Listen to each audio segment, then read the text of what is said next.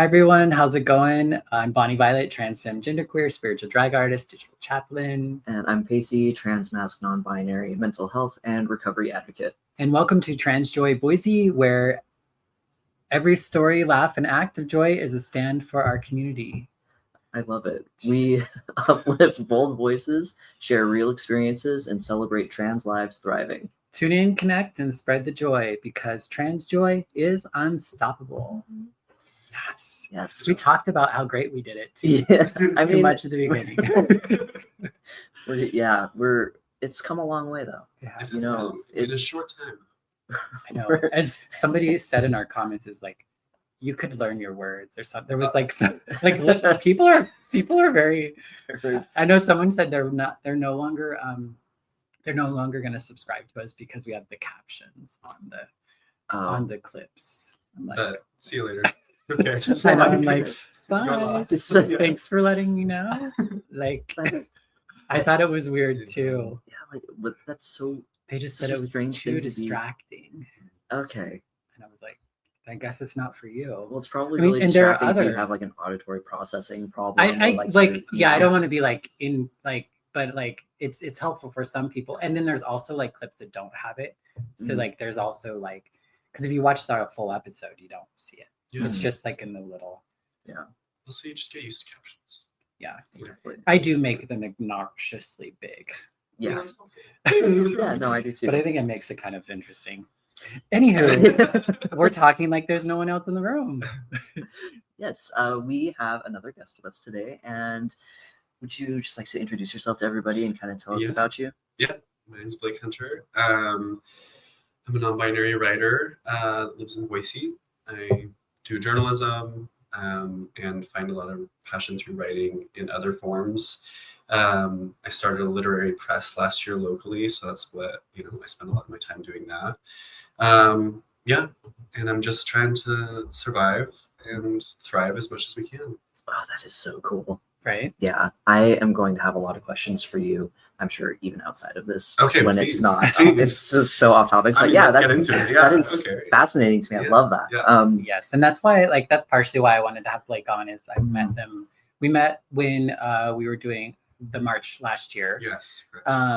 And I met you because you were interviewing for like the CityCast Boise. Yes. Yeah. And then we just kind of like from the get, there was just like this click. It was like, okay, we'll do what we got to do. Yeah. But then it's like, we want to talk more. Yes. Yeah. And so luckily we've been able to have coffee a couple of times and just made sense that we would have Blake on here once we started having guests. It was a classic. Yeah. So I write the Hey Boise newsletter for CityCast Boise, which is like a local podcast. It's part of like a new network across the country. But it was kind of a classic, could have been like a 15-minute interview, a 20-minute interview, and then we talked for like an hour and a half. Yeah. Just also from Magic Valley. Mm-hmm. So we've got that history. So Yeah.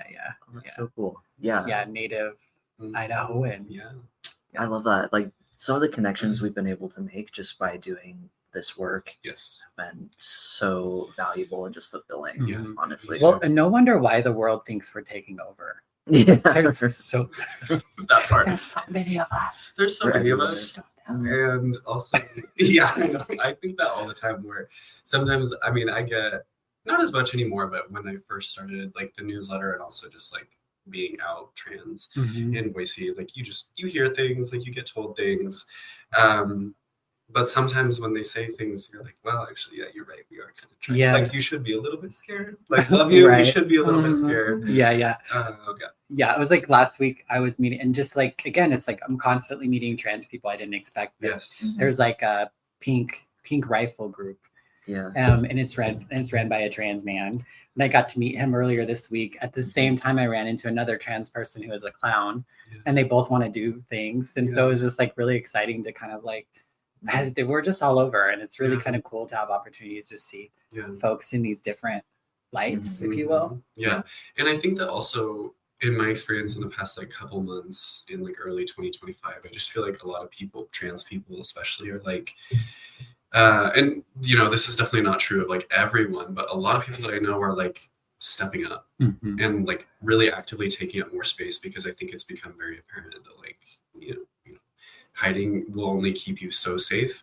And also I feel like people are just very connected to like future generations right now, and just thinking about how we can move forward and like create a path forward. And I feel like a lot of trans people are like, at least that I know, are really like, okay, this is the time to start speaking up.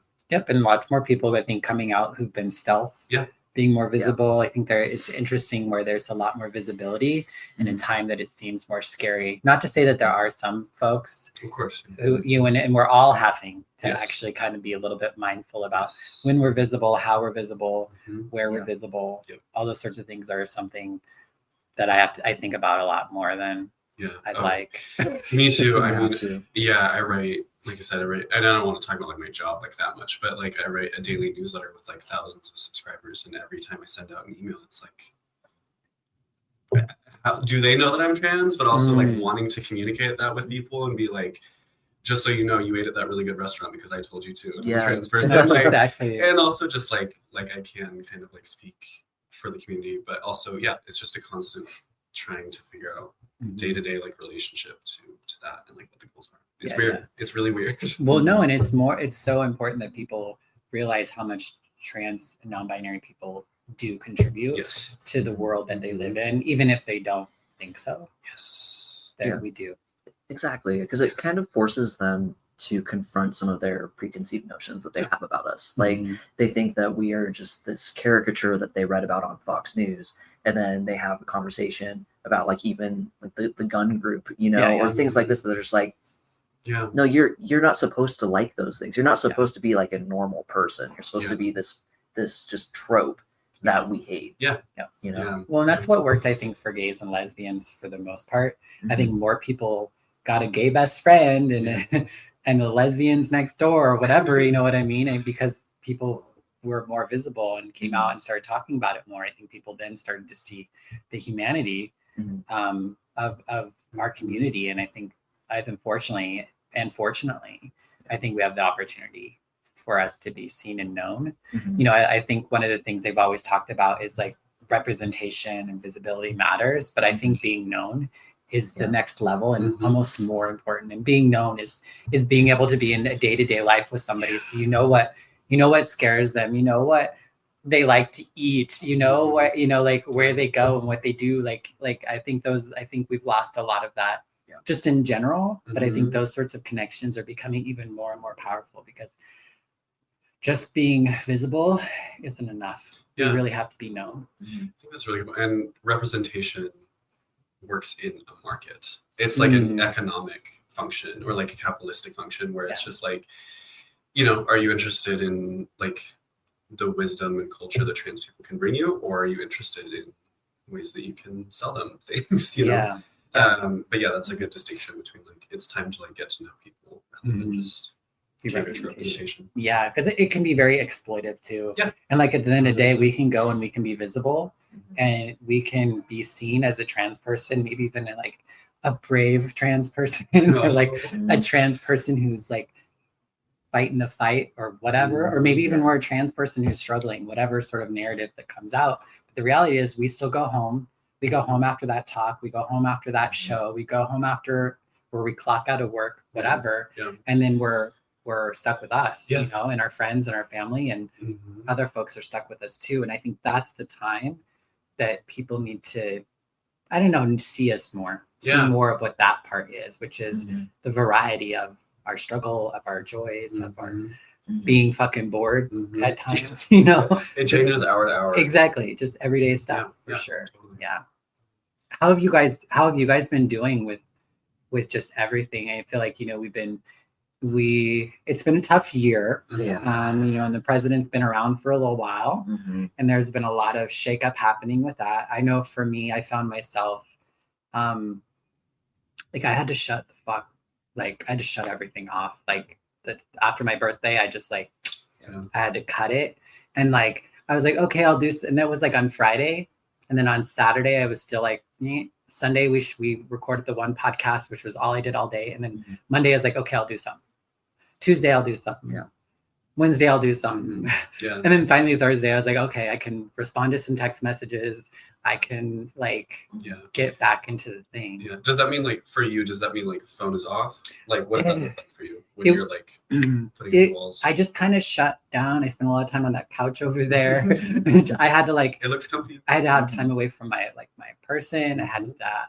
Like my roommate would come in. I'd be like, which is nothing against her, but like I was just in a mode where I just have to try to shut off because every little thing is just like overstimulated. And so like I get a text and just be like, oh, fuck, can you respond to that? I can't. So sometimes it's that I'm not even looking at it. I'm usually like vegging out on like just crap television. Yeah. Like I'm not doing good shit. I'm not like reading and praying and meditating. And I'm just like doing nothing. Yeah. No, you have a lot of self-judgment with that. You're like, I'm not doing good shit. I don't think I want to. I guess I thank you for pointing that out because I don't see it as a judgment because I've come to realize that sometimes that's just what I have. Yeah. Because a lot of the times when I'm on, I'm fucking on. Yeah. You know what I mean? And like I can get a lot done in a very little bit of time because I've been doing it for a while. So I just have to really allow myself. Yeah. And I've learned that that's the way I work too. Yeah. Like sometimes I have to go like 90 miles an hour from like 8 a.m. till midnight. Yeah. Because I have the energy, I have the creativity, I have whatever, knowing that I might spend the next 5 days doing not much. Yeah. But that's just like that's how it works. Exactly. That's just how it works. Yeah, totally. That's just kind of part of it right now that I've been kind of feeling lately is we've been going for so long. We've been inundated by all these horrible headlines, all this terrible news. And I feel like for myself personally, it's finally having an effect on me. Like, like you go for so long and then finally it catches up with you, because I have been very bad with like resting and taking a break and like ask my partner is like, you need to fucking have a day off because I just won't. And I think that collectively we're starting to really feel the effect of being so heavily targeted, and that's looking like, burnout, having to unplug, having to just tell everyone like, I'm sorry, but fuck off for a little bit because I'm tired. And I think that learning how to navigate that for myself personally is going to be the only way to get through it right now. Okay. Garbage trucks. Just keep talking.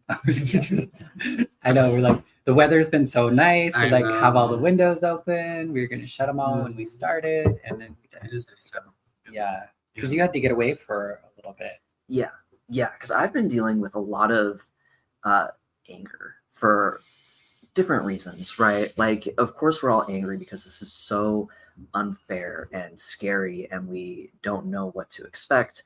But also, like in my own personal journey, I just went through like ketamine therapy. I was happy for the first time in my life. I wasn't angry about things. And then everything just fucking fell apart. So I'm mad at how unjust that feels, but then also everything else. And I think I'm struggling with finding a healthy way to deal with that anger. Yeah. And it's hard to, I feel like you're pinning it down, like exactly what it is. That was like, you're mad at how unfair it is. You're mad at like losing your peace. Like you finally found a peace and then it was like taken away from you. And I feel like that's a very prominent experience for trans people right now. And it's, it's not like things have been super peaceful, amazing, obviously like under the Biden administration, like, it's not like those were like the good old days, but like things have taken such a dark turn. Back when America was great in 2024. I know. Don't you remember that? I really feel that. I feel in a weird way, like pretty, like I've been able to like equip myself for this, and like I've been pretty prepared for this because I've been a trans journalist and like a trans writer for like 6 years now, and working in Boise, both in my current job and previous jobs. And so I had to learn the really hard way as a college student, working multiple jobs and being in college, how to separate myself from my work and how to separate myself from like the state of politics. Right. And I'm not saying that I know how to do it like very well, but it took like years of depression and wondering if this is like what I wanted to be doing with my life to get to a point where I actually feel, I think that I've accepted now that part of my responsibility to my community is resting and taking time away. Is that we are very unpracticed as a society in responsibilities and living for responsibilities versus living for your rights. And especially as white people, I think that like Western people, that's like such a difficult narrative to wrap our minds around. But like part of your responsibility to your community is learning how to rest and how to like take time away. And like that, I feel like a lot of trans people right now are learning that actually that needs to be the top of the list. Like that actually has to be the number one priority. Yeah. And it often takes us, like for me, it often takes me to where I have to, like I have no other choice. You just run for me to get to that point. Yeah. And it's just like, definitely. Yeah. It's like, I've really worked really hard to try not to judge myself. Yeah. When I find myself in different states that don't always feel good. Yeah. Because sometimes I want to like judge it. And part of it, sometimes things don't always feel good. Like sometimes doing well and like progress doesn't feel good. And I think sometimes it feels like if something is really hard or I'm really challenged or I maybe even feeling angry or depressed about something, that somehow it's like wrong. Right. And I think that's like when I was younger, I think that's something I really took up and thought like as a belief of mine. Yeah. So I think it really kept me from growing in ways and really seeing my progress. Yes. And I think very easily judging myself. And actually anger is progress. Yeah. Like being able to feel your anger and actually process that. Agreed. That is like no joke. Yeah. And that's something I struggle with too, is like I have a lot of anger and I'm learning how to process that. I'm learning that it's not something I can do alone. Yeah. That's something that I have to like call in the troops for. You know what I mean? Yeah. Like, and that's the other thing is like figuring out when my rest and like recuperation time is not me sequestering myself and being like alone, but actually like calling a friend, whether it's literally just a call or calling a family member or just being like, hey, will you make me dinner tonight? You know, and like really leaning on support system. Like that's been a big learning curve. Yeah. And that's what really got me out of that slump was having some conversations, like some really long conversations with some friends I haven't seen in a while. Totally. I feel like that really began to kind of pull me out of that in a way that felt good. See, I struggle with that a lot. Like and I'm sure there are a lot of people that listen to this that can maybe relate to that. I don't like having to rely on people for anything. And I think I struggle with that in particular because like I have my partner, I have like my family, but outside of that, I don't like to have to rely on other people. And I've been finding that I do feel better when I'm out with people in the community and it helps me break out of myself because I know even when I'm around people and we're not really talking about anything, I'm still ruminating in my mind. I'm still mad about these things. And then I'll have a conversation and I'm like, okay, I'm actually just kind of exaggerating things in my mind and it helps to get it out because I am just so mad, you know, and it's just festering inside of me and I have like autoimmune disorders and it just makes me physically ill, you know, it's like, cut that shit out, but it's hard. It is hard. Yeah. And I think I think we do well when we can actually really look around and see kind of like what we were talking about earlier, how like maybe you don't know a trans person did this for you in your life. I think for me, I've often felt alone or that like I'm fighting all by myself or people don't get me or people can't show up for me. And the truth is they've always been around me and they've always been with me, but I haven't always had that awareness of it. So I've really been trying to be really mindful and it's like I can list some friends, I can list some chosen family. I can like, you know what I mean? Like I know that like I don't do shit by myself. Exactly. For realties. That's two things that what you said made me think like along the same line is some like tough love that I've had to give myself and that I've like received from other people and just like messages that I've received is like, just around the idea that, you know, pursuing the idea of doing things by yourself or like not having to rely on yourself, you're chasing a fiction. Like you already do rely on other people. Like one we live in a capitalist economy. We literally rely on the labor of other people to get our fucking groceries, to have clothes on our bodies. Like, you know, we already rely on people in that way, but also, yeah, we rely on people day to day. And like, that's a tough pill to swallow. Just to be like, you already do rely on people. And so it's like, you don't have a choice, actually. Like, you have to rely on people. But how beautiful that you get to choose who you rely on more and like actually be selective about and it's so easy to create that distance between that connection of like, because we don't hang out with the person who made our coffee necessarily, or even made the coffee that went to the barista that then made, you know, like even if we're chatting with the barista, there's still how many other people who in the process, made that happen for us, right? And I think especially when it gets in these times, and I think especially being trans or non-binary or different, I think it can be really even more difficult for us to really allow ourselves to connect with that which is around us. How do you do that? How do you remember to do that shit?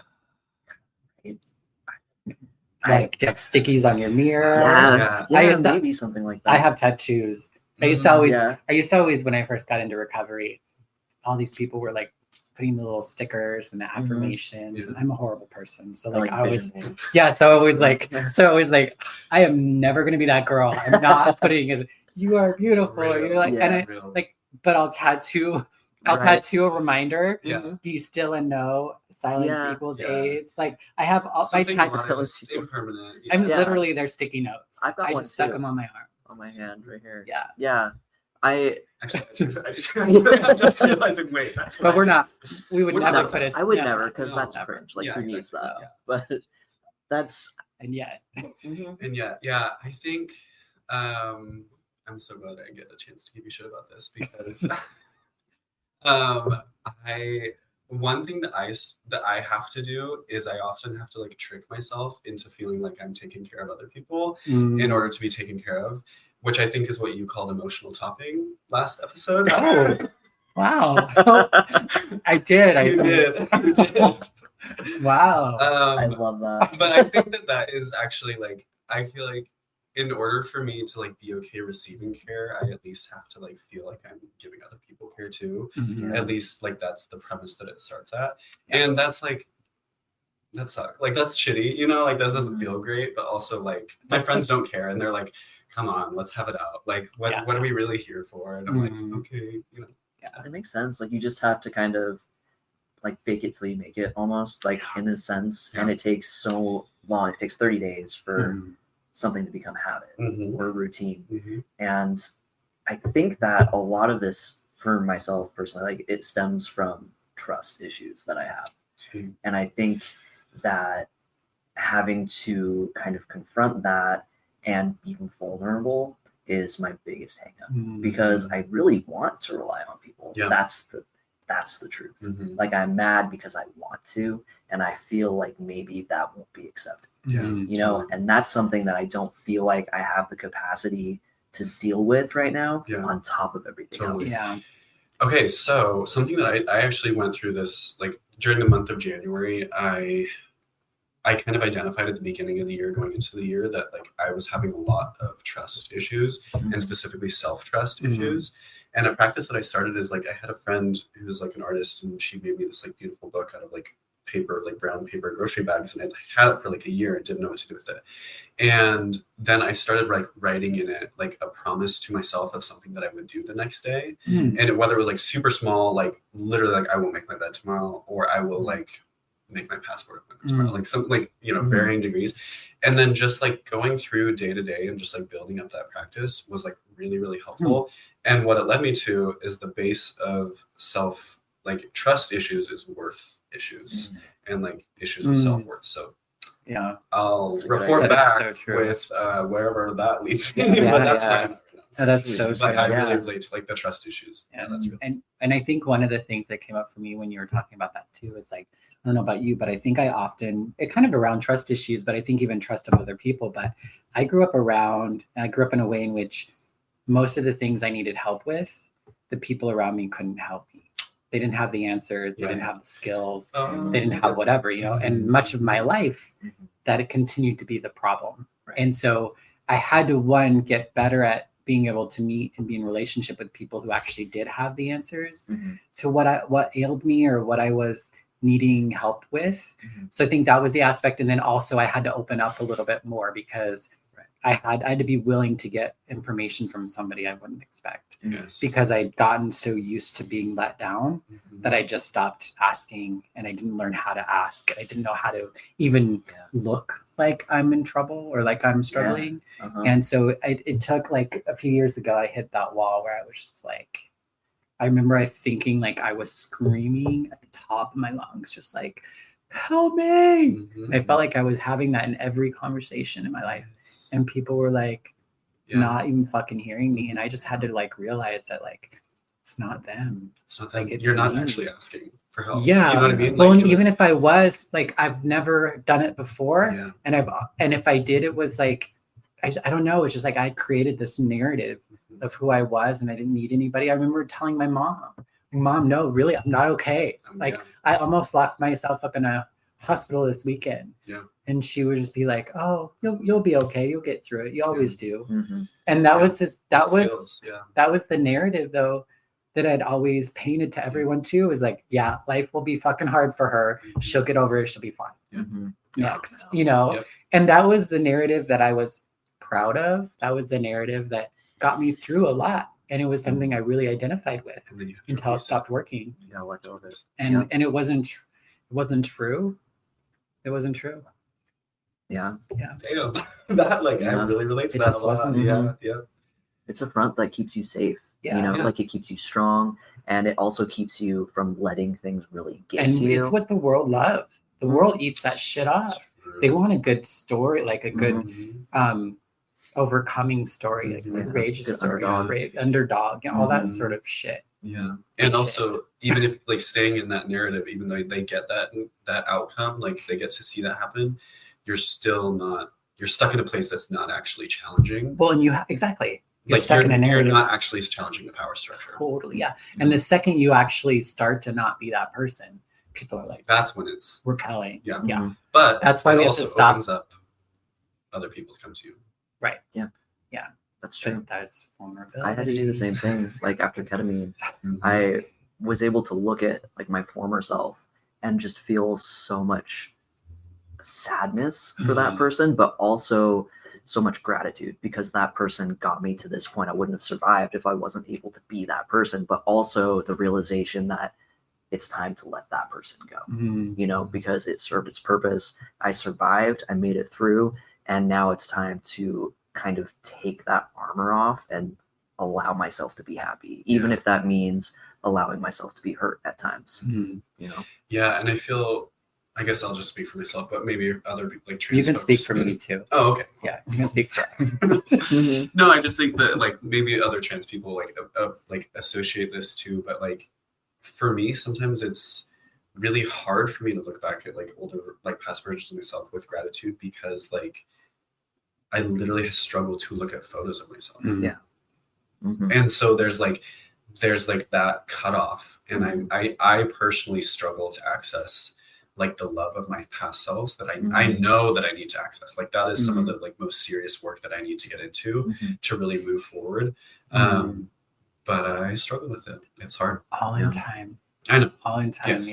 Yeah. Oh, Yeah. It's difficult when things are so hard externally. Yes. You know, it's kind of like pick your battle, Mhm. which is so unfair to have to do that. But it's like you have your whole life to Exactly. figure it out. Totally. That's what they like say in recovery, right? Like yeah, you want to fix everything now, and it's like, bitch, That's like true. you have the rest of your life to Yeah. figure shit out. Yeah. You know, granted, we can't put everything off with the idea that we have the rest of our life, because none of us are promised tomorrow. But also, like, we don't need to like stress ourselves out about it. I think that's good. Yeah, I've had that realization recently too, where like I kind of recently came out of like a pretty, in retrospect, it was like a pretty severe like dissociative period, like depressive period through like January and February. I was like still doing stuff. I was like still being part of the community and like getting my work done, and like I'm proud of how I got through it. But like I kind of had a moment where I like came out of it and I was like, oh, I haven't been really I've present. been a little checked out. Yeah. But I think that was like my first 40 years of life until I started my transition. Yeah, for real.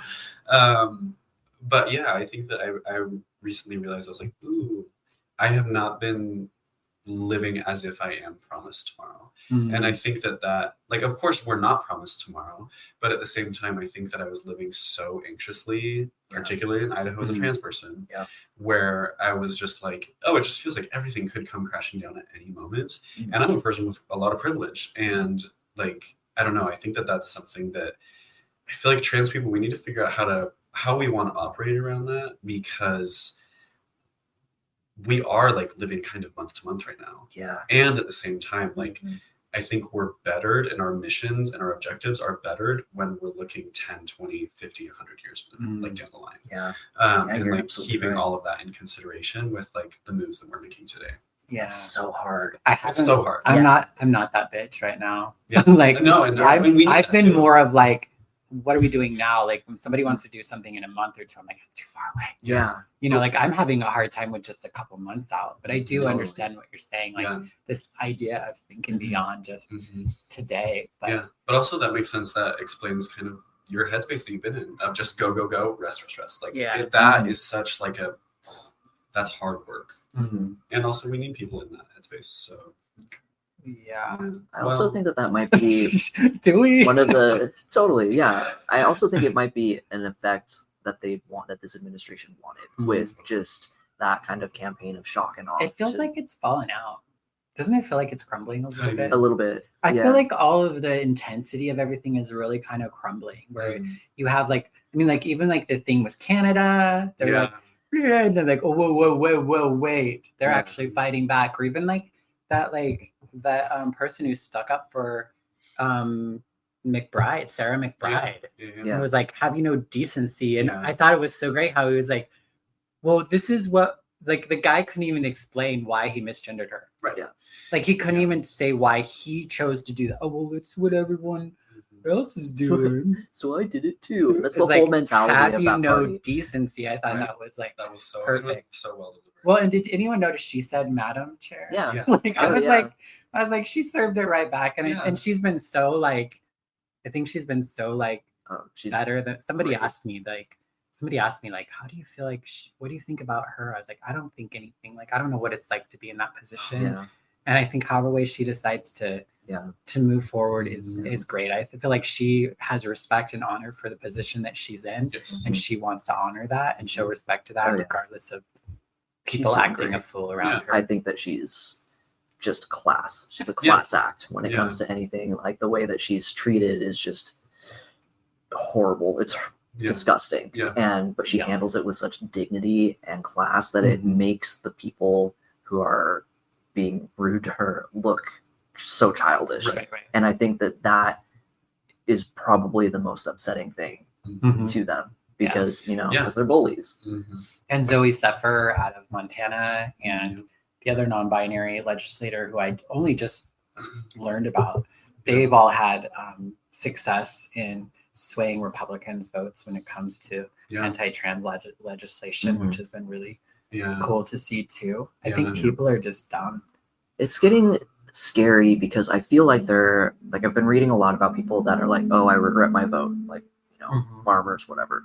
But I think that the people that are sticking with Trump are becoming increasingly volatile and dangerous because they're the ones that are in it for whatever fucking Nazi rhetoric they have, like they're behind him 100%. So even if that group gets smaller, they're going to get louder. And those are the ones that are really concerning to me.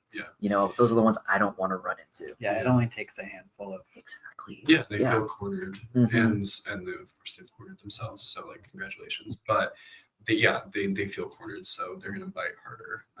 And I agree. I think that there has been a little bit of a die-off because of that. Like there's been some more public shaming of people where it's like, well, you look like an idiot because you can't even say why you're being trans. I think there's exhaust though. I think anger is finally coming out, frustration. Betrayal. I think people are just it's like, also, I'm done. I think that it's like everybody's so over like Elon Musk. Like, more people are getting over Elon Musk that like even a few months ago they're like, I kind of like his company. But at the same time, it's hard. We got to figure out the optics of it though, because like these two toddlers were always going to like fizzle out, but they're still in power, and there are these national corporate lobbies that are steering the whole thing behind the scenes. And so it's, it's not like the actual momentum of the broader scope of transphobia and racism and everything is like dying off. It's just that these tactics, the kind of like shock and awe tactics, are running their course. Fear only lasts so long. Yeah. That even works in sex education. Literally. Yeah, they're like, don't Just scare keep people going. about sex or scare people about STDs. Just educate them. Yeah. Because fear only lasts so long. Because you do it so many times and not get pregnant or not get a disease. You're like, I'm fine. Yeah. Exactly. And then, Yeah. boom, you got gonorrhea in your throat. Yeah. Yeah. Exactly. For the third time this year. See, yeah, I think that, like, going back to the idea of community, I think is going to be super powerful. Just because, like, we were coming up with ideas for just mutual aid with resources, just being together. Like in the video I posted about the pharmacist that I encountered that was really phobic and gross, I've had some people say like, well, I'll go with you next time, and these are people that are like, would stand up for me if need be. And like, when I was just in McCall with my partner and when we were coming back down, we stopped by Gold Fork Hot Springs, and I couldn't get in because there were all of these red hats, basically like this big guy with like the stereotypical beard and the American flag tattoo, and they were all sitting in the water just staring at me, just waiting. And I'm like, okay, this is not a safe place, but I know if we would have had like a bunch of people, it might have been different. And I'm so sick of instances. You needed like somebody to be like, have you no decency? Exactly. Literally. I need Jerry. Was it Jerry Connolly? I don't know. Yeah. It's like, I don't know. Yeah, we really got to travel in packs right now. That is genuinely, that has been providing me a lot of comfort too. I feel that. Yeah. Well, that's a lot of non-trans people. We often talk about allyship and what allyship looks like and how important it is. And oftentimes it's non-trans people that are. How have your relationships to your like cis friends and allies shifted over the last like 2 months? It's pretty separate. Like on the one hand, like the ones that are great, fantastic. Rely on them for a lot of things, and they ask me for advice on how to be good allies. And then the other people are sort of the ones that still have their head in the sand and are thinking like, oh, well, maybe you're overreacting. And I'm at a point with them where I'm like, we're done. We're just about done, because it's dehumanizing at this point to have to try and justify my reactions to these things. I feel like I've been working so hard the last, because I'm still 4 years into my transition myself, and everything, and just being back in Idaho a couple of years and everything. I think I've been really working at just creating a community of folks that I think often have been trans and non-binary and queer folks. Totally. I don't know that there's too many. I mean, the guy that I'm seeing is cis. My mom's cisgender. My aunt is cisgender. Those are people that I connect with on the regular. But most of my friends and the people I choose to spend time with often are trans or non-binary or queer, or at least very much they might as well be to some degree. Do you know what I mean? Yeah. I'm still in the community in some sense. Yeah. Like they're a family member, or they're, I don't know. It's just it's not, like you said, it's just I don't have the capacity to educate, to show my humanity.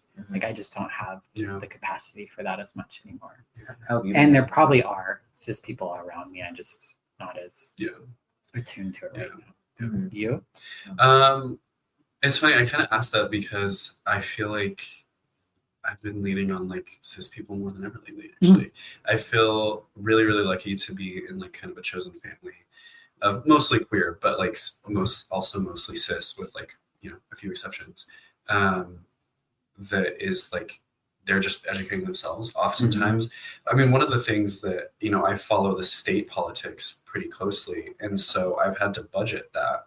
And so the outcome is that I don't pay attention to national politics as much because I just don't have time. And I've lived in the headspace of trying to keep track of everything all the time, because that's kind of what you're expected to do as a journalist. And I've had to just turn that part of my brain off. Yeah. And so oftentimes I have like cis friends who are like, did you see this happen? Or like, you know, it's in another state. And like, I keep abreast of like specifically the trans news in other states, but not a ton outside of that, to be honest. Yeah.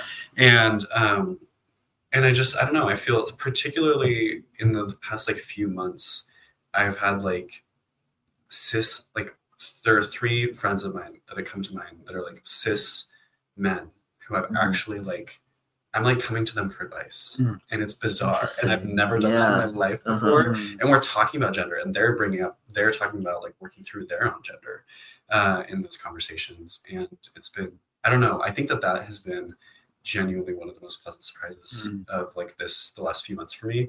And again, it's because they're doing their own work, and they care about me, and they love me and other trans people, and they understand what transness means to society and like the power that it has.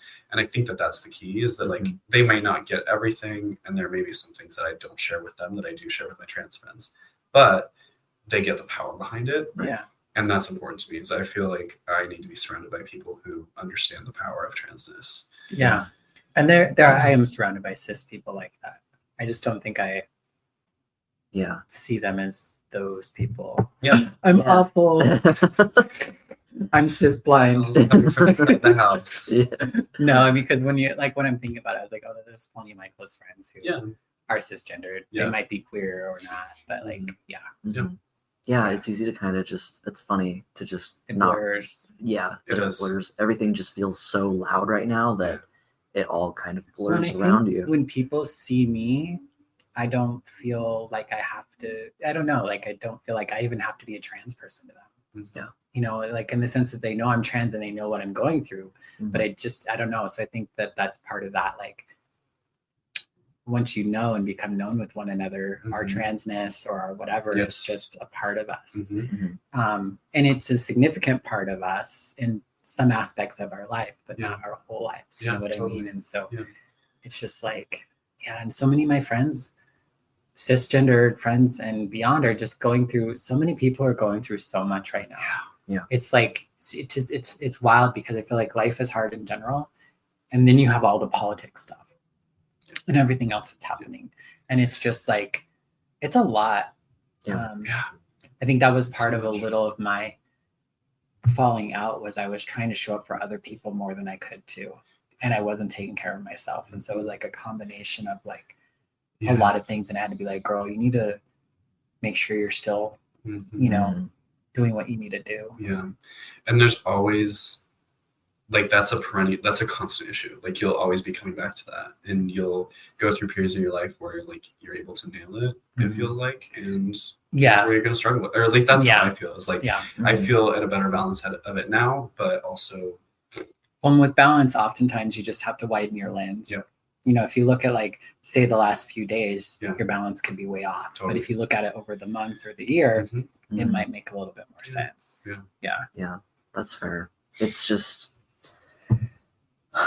like I said, you know, it's a marathon, not a sprint. And I think that right now we're being forced to realize that we have to take breaks, because it's just not sustainable to keep going at the momentum that we've been. And for me too, it's like, you know, pursuing like progress, whatever that means for like trans people, or like, you know, that cannot be my 9 to 5, my hobby, and in my friendships, and in my alone time, my rest time. Like, they can't be everything. And you know, that can always be like, you can contribute to that goal through a lot of different things in a lot of different aspects of your life, but I've learned that it can't be everything. It can be hard. That's fair. It's so hard to separate, you know, at times. It is, because it's our life. You know, and it's surrounding all of us. Like, I'm the same way with keeping up on the news. It's just every time I look at my phone, there's something horrible, or anytime I talk to someone, they're like, or even like posting it on my Facebook page. I'm just like, I don't know. I'm like, I've been like, this conversation has got me like thinking. I'm like, you know, I have been living, like, I finally got things worked out to where I see the doctor on Monday to start my trans healthcare again, Yes. and the HIV doctor April 1st to start my HIV care. And like, Mhm. it took me a while, like I finally sent in my application for Medicaid, which Good. for whatever reason, I just was Yeah, like a mental balking block. on. Yeah. And I think part of it is maybe I was just so focused on living in like today and the now Mhm.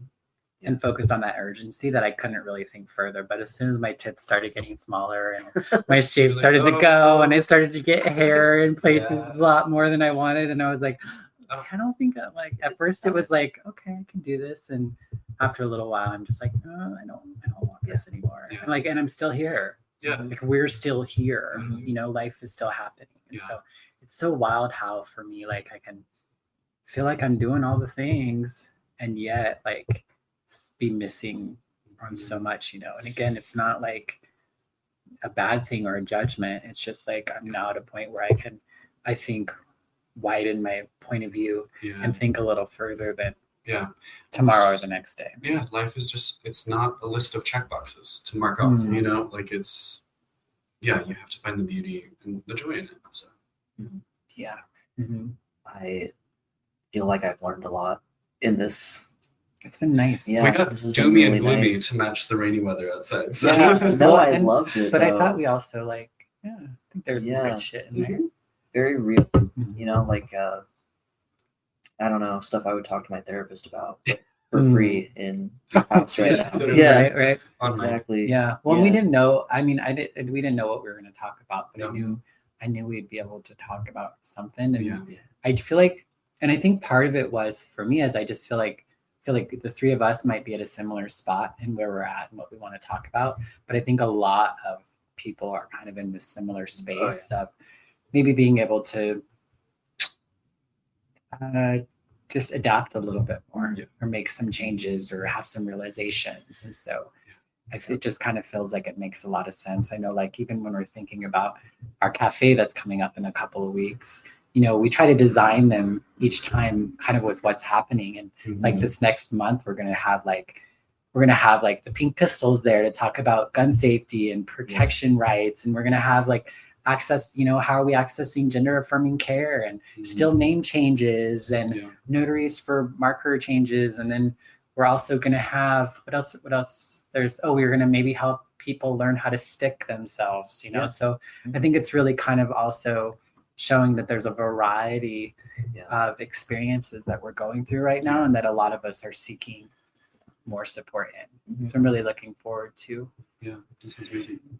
It'll be a good one. the broadening of our lives. Yeah, and just kind of the idea that this is like normalizing this, Totally. because I think for the last couple months there was still this hope in the back of my mind, no matter how unrealistic it was, like, oh, it'll go back to normal. But now this is normal, and we have to learn how to maintain our lives at this this. normal. Yeah. And that is what it feels like, that it that feels makes like the sense. foundation has kind of been laid maybe for the rest of the year. Mhm. Kind of if we're lucky. It's like the new normal. Yeah. Really. Yeah. And so Kind of it's like after the pandemic, and we all came back and we're like, okay, this is life now. Mhm. It's completely different, Mhm. but Yeah. it's our new normal. And there's new opportunities in it. Trans people having a normal. Normal? No thanks. I know, right? The second I'm normal, Let's call it. yeah, you know, I'm failing. Yeah, literally. That's it. I'm failing. Thank you so much for being Yeah. here. Thank you for I having me. genuinely loved our conversation. Yeah. Me too. Yeah, might have to have you on again sometime. Definitely. I would love Yeah. that. And I Yeah. can't wait to ask you questions about your job. Hell yeah. Yeah. Anytime. Yeah, Anytime. and I'm sure you appreciated not getting to talk about that. I a did. little bit. I know, Yeah. but yeah. Amazing. Thank you. Awesome. Absolutely. Well, Yeah. thanks everyone so much. Check out we have a lot of cool shit coming Yeah, up we do. with, we're having our first book reading with Michael and Angie Devitt, who Yeah, are the the authors. parents of Eve. Mhm. And so Finding Eve, they're going to do a reading. We're also going to do a live podcast recording Mhm. with Yeah. the couple. That'll be fun. That's going to be a lot of Yeah, fun. I'm excited. Yeah. So you can watch the live stream Uh-huh. next Thursday on our YouTube channel, or you can just watch Yeah. it like you usually do. Mhm. But I'm excited about some of the things we're trying out. We were in a comedy club last Yeah. episode. I The know, lighting was a choice. Yeah. It was kind of cool. I was and just here to just follow up the comedy episode. Like, what'd you think? I think it was That's great. tough. I think Yeah. you did great. No, y'all are doing Yeah. such amazing work, and I'm so glad that this feels like, I know it's difficult, but this feels like right on time for Boise, Mhm. and I've just been getting a lot out of it. So I say Nice. thank you. Thank you. I think it's been grounding Yeah. for us too. Totally. It's at Absolutely. least like once Yeah. a week we're like getting together and we're just like stopping and being Routine. still and Yeah. just, yeah, I think it's kept us a little It's a little ritual. grounded, Oh, totally. Yeah. Yeah. It's been tethered. Very, Yeah. very tethered. Yeah. So it's been good. All right. Well, we'll see you next week. All right. Bye, bitches. Oh wait, we don't say that, right? You can say whatever you You want. can. Right. I know. You usually say that after the. after You we usually figure it say out. it in the recording. Sometimes. I know they use the word tranny